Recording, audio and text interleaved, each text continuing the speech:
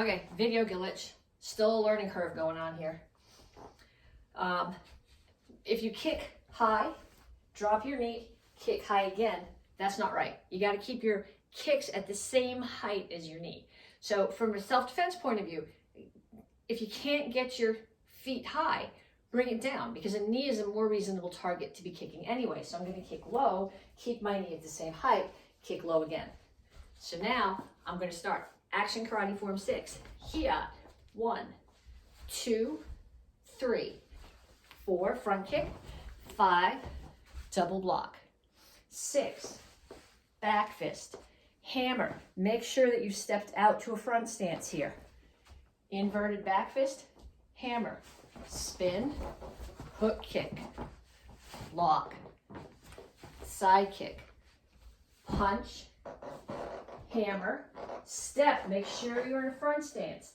Hammer, spin, hammer, hammer, front kick, side kick, hiat, and set. That's Action Karate Form 6. You learned it when you were green belt. You need to know that one for graduation too.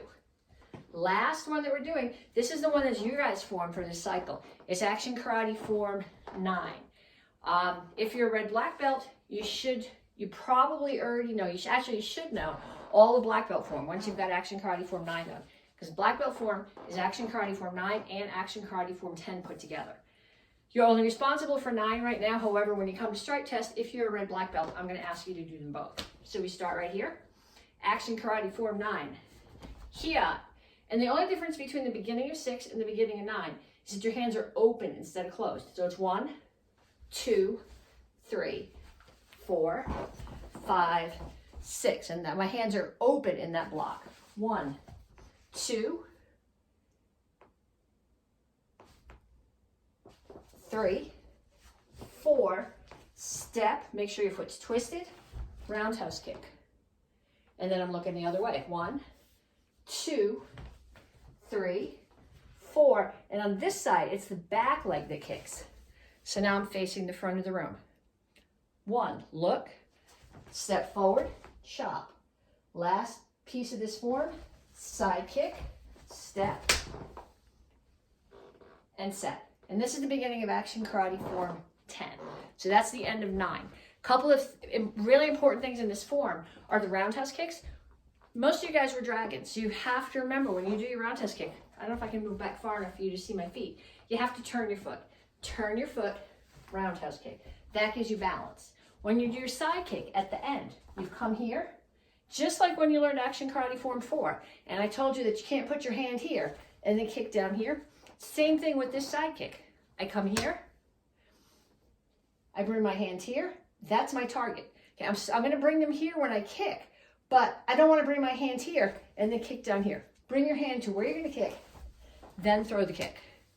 Okay, if you can't get it to that height, put your hand on the counter. Throw 10 on each side. Practice doing those. That's what's going to make your form look really good. We talked at the beginning of the video about perseverance. Perseverance is what you're doing this cycle. The only way that you're going to get good at these kicks is to do them 100 times, 1,000 times, 100,000 times. And that's where your perseverance comes in. Okay, weapons for you guys. Sai. Most of you guys have heard this. Sai are traditional farming tools. They come to us from Okinawa, where farmers were not allowed to have their own weapons. So if they were attacked by soldiers, by samurai, they had to defend themselves using their farming implements. So these are sai, they're a little pitchfork they use for turnover rice that's been cut, or it's like hay that's been cut that has to dry before they can harvest it. The biggest thing, the most important thing about learning this form for you guys is learning how to handle the weapon. So I want you to do to start, before we even start working on the form, I want you to practice with the weapon.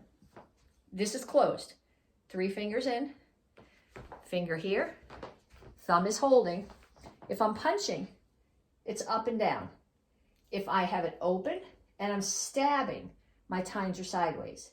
If I open it and I rake, where it would be coming across someone's face like this, then the tines are still up and down, but when it's open, my thumb is here. Because if I put it here and I use it to block a sharp weapon, my thumb is going to get cut off. And you guys know the self-defense for a cutoff digit. Make sure you tell your parents that you know, and make sure you go over it with them so that you know what you did. So now I want you to do, on each side, we're gonna do 5 sets. You're gonna punch, open, close. That's 1. 2, punch, open, close. 3, punch, open, close. 4, punch, open, close. 5, punch, open, close. Then we're gonna do the same thing on the other side. 1, punch, open, close. 2, punch, open, close. 3, punch, open, close. 4, punch, open, close. 5, punch, open, close. Now you're saying, I know how to do this. I've done this a million times. Why are you making me practice? I'm making you practice, just like we talked before, about perseverance. The only way to get really proficient with the weapon is to do this so many times that it becomes an extension of your hand. Now the next piece that we add into this form is you do a chop, you punch, and then the one that punched comes all the way around your head. That's called an orbit because it goes around your head like the orbit of the planet and it strikes. So what I want you to do, we're going to practice orbits on both sides. So what I'm going to do now is I am going to punch, bring it around my head, and orbit. When I orbit, it comes across, and my thumb is pushing it, and I'm going to bring it in, and I'm going to punch and orbit. That's 2. I'm going to do 3 more. Punch, orbit. 4, punch, orbit. 5. Same thing on the other side. Punch, orbit. 1, punch, orbit. 2, punch, orbit. 3, punch, orbit. 4, punch, orbit. 5. Okay, I want you to practice those. I want you to practice them. Well, don't practice them while you're watching television, because if you let go of the side, it's not going to go well with the television. But go out in your yard, practice them. Practice them a bunch of times a day. Teach your mom how to do it. Teach your brother or sister how to do it. The more times you do it, the better you're going to be at the form. So this form is called Psi form. It comes to us from a guy named Roland Osborne. You guys mostly know him now from Hyper, but he made a lot of the original XMA forms too. So when I tell you in the form Roland step, I'm not saying rolling step, I'm saying Roland, like the guy's name is Roland. So when I'm doing a Roland step, I always start with my right foot forward, usually in shingle chassis. I bring my right foot into the back foot, into the left. Then the left one comes out, and I step back out into shingle chassis. So I'm in the same spot. I've switched from this stance to this stance, but I haven't traveled across the floor. You're not traveling forward or back. I'm just turning and switching my stance. So we do this form. We start here, courtesy, set, and then close them. Circle. So now we do the first move. My attacker's in that corner. It's not straight off to the side. He's in the corner. So I'm actually going to turn my foot there so that I'm in a rear bow stance. My heels, my toes are facing that way. My face is facing that way. I'm going to chop there. Then when I punch, I'm going to turn to a forward bow and punch. I'm facing the corner, orbit. Then I got to bring it back to here. You got it, index in between. To the other side, chop. I'm in a rear bow. Punch, turn to forward bow, orbit.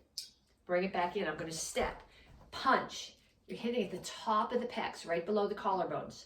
Orbit, bring them around, break the collarbones. Close them. High block. You bring this one back. The other one does a high block, and you strike up. Close them both. Front kick, pump front kick, low block. Open, open. Here's your rolling step. In, out.